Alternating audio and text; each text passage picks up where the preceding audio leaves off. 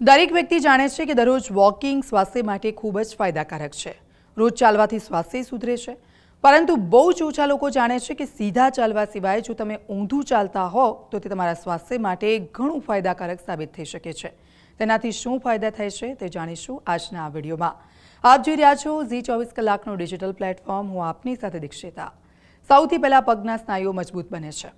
જેમ વોકિંગ તમારા પગના સ્નાયુઓને મજબૂત બનાવે છે, તેમ રિવર્સ વોકિંગથી તમારા પગને ફાયદો થાય છે।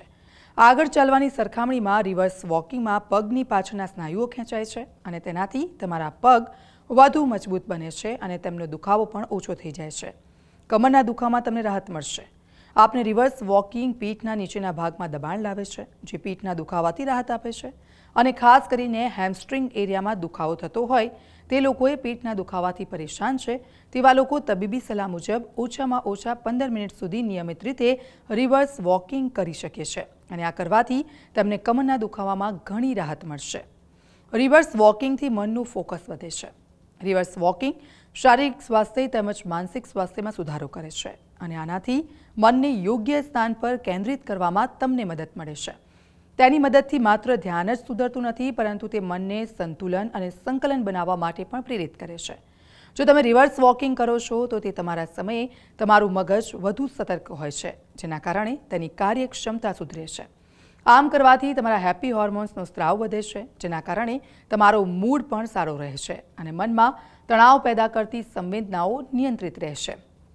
રિવર્સ વોકિંગ ઘૂંટણ પર ઓછું દબાણ લાવે છે। જે લોકોને ઘૂંટણમાં દુખાવો હોય તે વોકિંગ કરી શકતા નથી, પરંતુ તે રિવર્સ વોકિંગ કરે છે તો ઘૂંટણ પર ઓછું દબાણ આવે છે, જેથી જે લોકો ઘૂંટણના દુખાવાથી પરેશાન હોય તેવા લોકો પણ કરી શકે છે।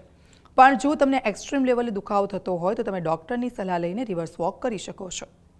રિવર્સ વોક પણ થોડું જોખમી માનવામાં આવે છે। જો તમે પાછળની તરફ જાઓ તો તમને પાછળની તરફ જોઈ શકતા નથી અને આવી પરિસ્થિતિઓમાં પડવાનું જોખમ પણ વધી જાય છે, પરંતુ એકવાર તમે તેને કરવાની પ્રેક્ટિસ કરી લો છો અને તે તમારા માટે સરળ બની જાય છે।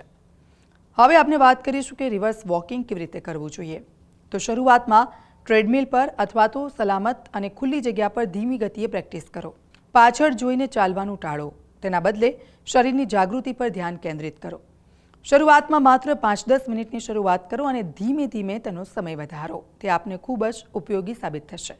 તો આવા જ વિડીયો માટે જોડાયેલા રહો ઝી24 કલાકના ડિજિટલ પ્લેટફોર્મ સાથે।